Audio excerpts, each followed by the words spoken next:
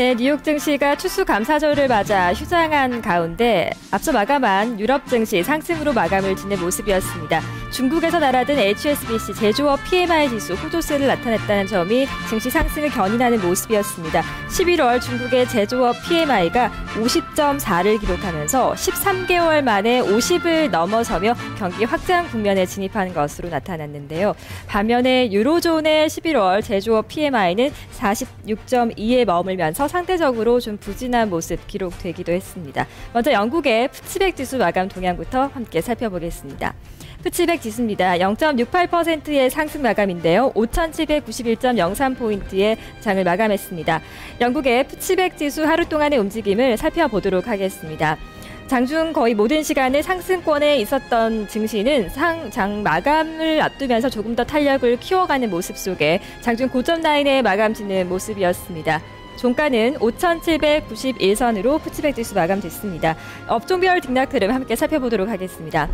전 업종이 상승한 것으로 집계됐습니다. 그중에서 필수 소비재가 1.15%의 상승으로 가장 탄력이 좋았고요. 나머지 기초 소재 업종과 경기 민감주 그리고 통신 업종 등도 0.8%대의 긍정적인 상승 흐름을 기록한 것으로 집계가 됐습니다.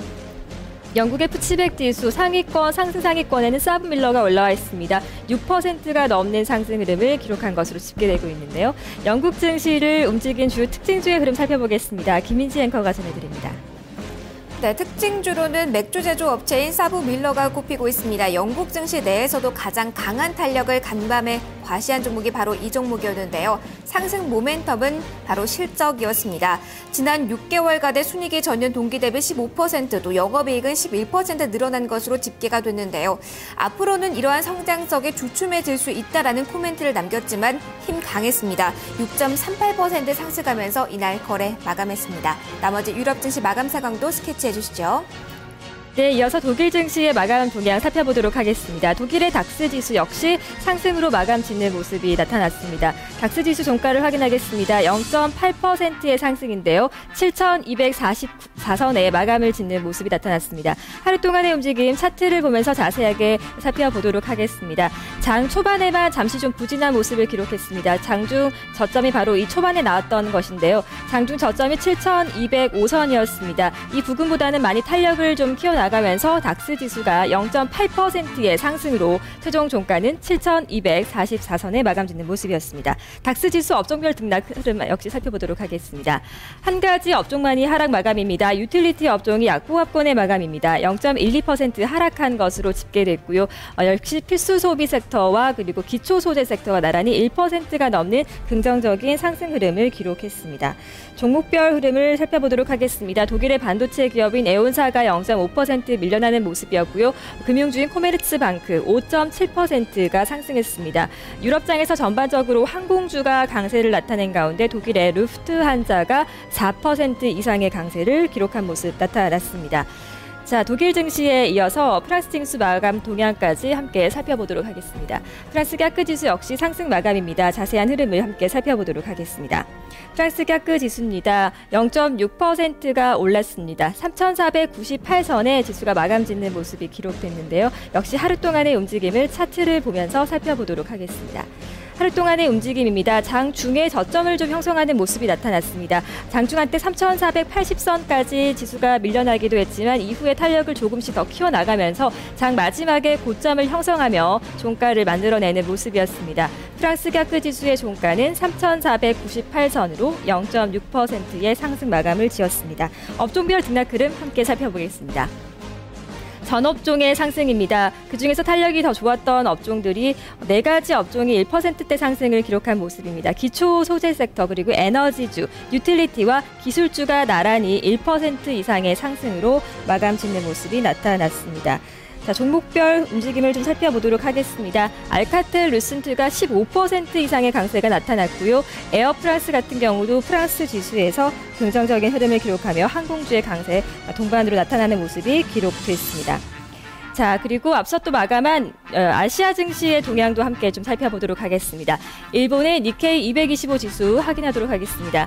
역시 그 일본 장 같은 경우는 상승으로 마감을 지었는데요. 아시아 증시는 혼조 양상을 좀 띄었습니다. 중국의 상하이 종합지수 같은 경우는 좀 하락하는 모습이 나타나긴 했지만 니케이 225 지수 같은 경우는 1%대의 상승으로 마감 짓는 모습이 기록됐는데요. 자세한 흐름을 함께 살펴보도록 하겠습니다.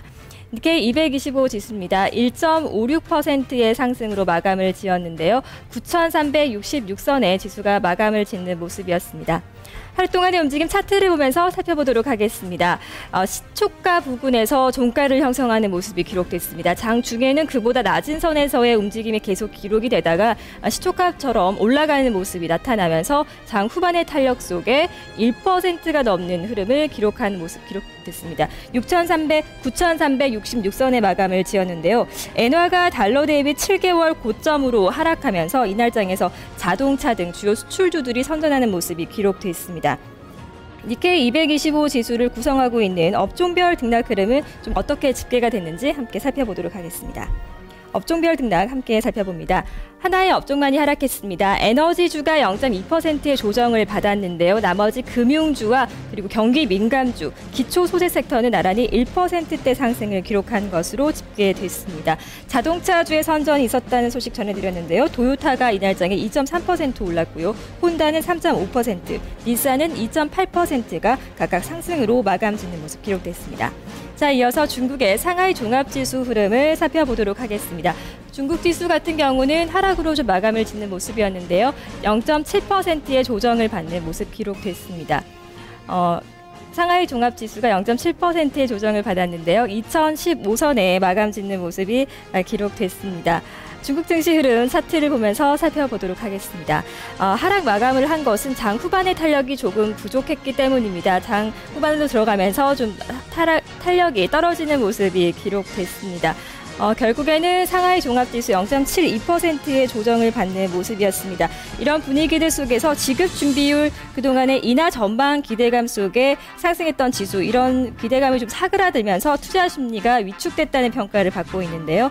이날 중국 증시 속에서는 페트로차이나가 0.9% 하락한 것으로 집계되고요. 시노팩도 1%가 넘게 떨어진 것으로 집계가 됐습니다. 자, 이렇게 해서 유럽 증시와 아시아 증시 마감 동향 함께 살펴봤습니다.